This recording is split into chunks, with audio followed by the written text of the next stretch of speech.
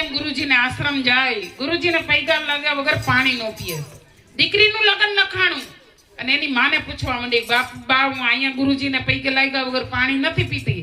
તો સાસરે જઈને કેને પૈગે લાગુ? ઈ કે ઈ મને ખબર ન હોય, તારી હાઉને પૂછજે. સવારે ઉઠીને સાસુને કીધું, બા મારે નિયમ છે, ગુરુજીને પૈગે લાગ્યા વગર પાણી નથી પીતી, હું કેને પૈગે લાગુ? એની હાઉ કે આપણા ગામમાં ગુરુ બુરુ કોઈ છે નહીં, તારે પૈગે લાગવું ને તો આપણા ગામના રાજાને લાગ. એટલે નાનકડા એવા વહુજી રામ રામ બોલે. આ કબીર સાહેબની રચના. હવે સવારે ઉઠીને રાજા સભા ભરે, ઈન પ્રધાન બે બેહે અને વહુ લાંબો ઘૂંટો તાણીને જાય ને કાયમ પૈગે લાગીને વૈયા. હવે પૈગે લાગે એટલે આપણા ભારત દેશની પરંપરા 5 રૂપિયા 10 રૂપિયા 20 રૂપિયા દેવા પડે. એટલે એને એમ થયું કે આ કેના દીકરાના વહુ છે, કાયમ પૈગે લાગે છે, આપણે કોઈ દી કઈ આપ્યું નથી, આજે ને કઈ કાપી. એટલે પ્રધાન કે બાપુ આપવાનું તો ઠીક, આપણી પાસે 500 વીઘા જમીન છે, 100 વીઘા દીકરીને ખાતામાં નાખો. તે દીવો હવે સાહની રાહ જોતા ને દીકરીના ખાતામાં 100 વીઘા જમીન નાખો. અને આ બીજે દી વહુ પૈગે લાગવા ગઈ એટલે રાજાએ તાંબાને પત્રે લેખ પકડાવ્યો કે આલ્યો બેટા, તમારા ખાતામાં 100 વીઘા જમીન નાખી. હવાર થયું ને ત્યાં મોબાઈલ નહોતા ને તો આખા ગામમાં હો કરવું. ફલાણા બાપા દીકરાનું 2 વર્ષથી જ આવી અને રાજાએ 100 વીઘા જમીન દીધી. હવારે સાર બીજ્યું આમાંથી જ.